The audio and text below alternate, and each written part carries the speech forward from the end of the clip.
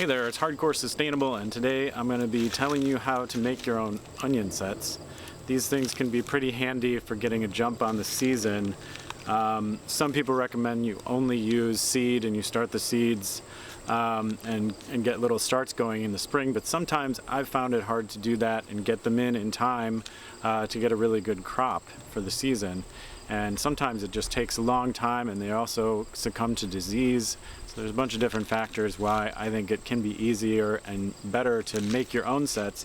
You can buy these in the store, and sometimes you can get them really cheap, but I find that I can't get the varieties that I really want, and I can't get organic sets easily in the varieties that I want. So this way I can start with seeds and make my own sets in the one season and then plant them out in the next season.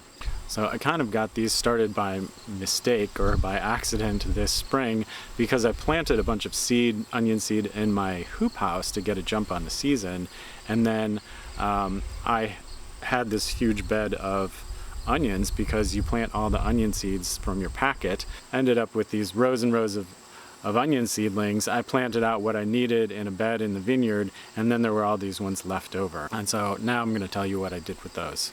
And the thing about onion seeds is that they don't last very long, so you pretty much have to buy new seed every year. And it's hard to buy a small amount of onion seed. So even the smallest size, you end up with a lot of seed. And the best thing to do with that is just to plant a row of seed close together and then just make it into sets. You could also save that seed until later in the season, start it later in the season, and then the onion bulblets will still be small by the end of the season, and then you'll be able to have your fresh sets in the fall and then keep them over the winter and plant them out in the spring. So there's different ways that you can do it.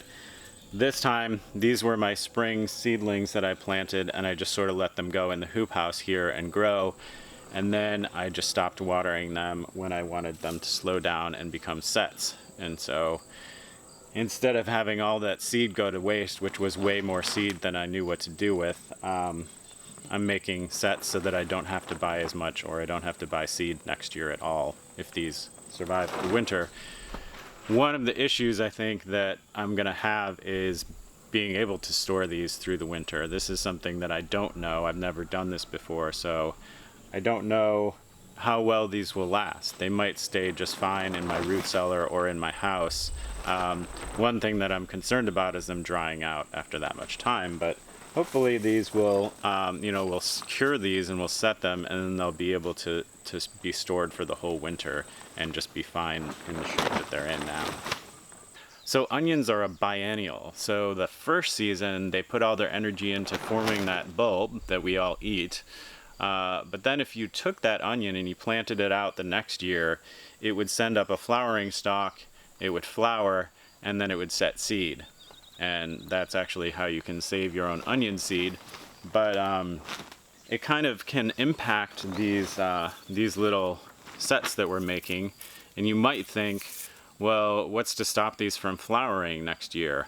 And I don't actually know myself, but what I would guess is that this is just not enough energy to send up a flowering stalk. So the onion will continue next season putting on bulk in its bulb, and then if you planted that out the following season, that would produce a flower. But this thing, if you plant it next season, it's just not going to be big enough to have the energy that the plant needs to send up a flowering stalk. So that's why I think we don't have to worry about these things flowering next year. Alright, so I think that these onions are at the point where we can harvest them. They're big enough, and they're starting to die back quite a bit. They've got a lot of dead leaves on them.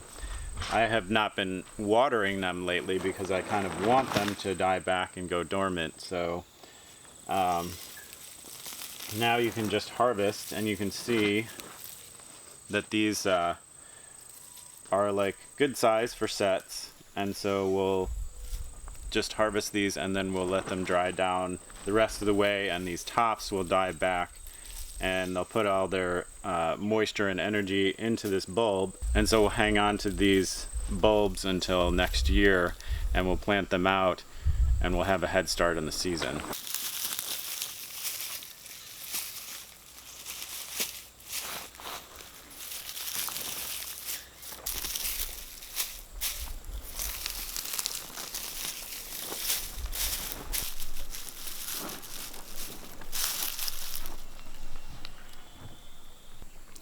And not all of these are going to be viable. Like, the bigger ones are obviously going to store better. Ones like this probably won't be even usable in the future because they're just too small. They're going to dry out. But we'll see what they look like. And I figure I'll probably just store all of these and then sort them out in the spring as to which ones are still in good shape and which ones we can plant. So to cure these sets, you can either set them outside in a sheltered area on like some newspaper or something to dry down for a week or two. Make sure they don't get any direct sunlight, obviously. And then you can also do the same thing, curing them inside. Just set them on some newspaper or on a surface. Make sure that you go through and turn them over every once in a while to prevent any kind of molds from forming and to keep it drying down. And after a while, the tops will dry down completely, and then you can just pull the dried tops off of them so that you have a uniform bulb to store for the winter time, and there's nothing that can harbor molds or collect moisture through the winter. Alright, so we got our sets all bagged up and ready to store for the winter, and I'm going to have to come back and visit you in the spring and give an update on how they've survived the winter or not, and then we'll plant them out and see how they do next year. Keep those comments coming. I love hearing about people who, tell me about their own projects or their own experiments with things like this. Always fun to share information and share knowledge. So keep those comments coming. Love to hear about it. And also, if you haven't subscribed to my channel yet, do that now and share and give a thumbs up to the video. And I'll see you next time.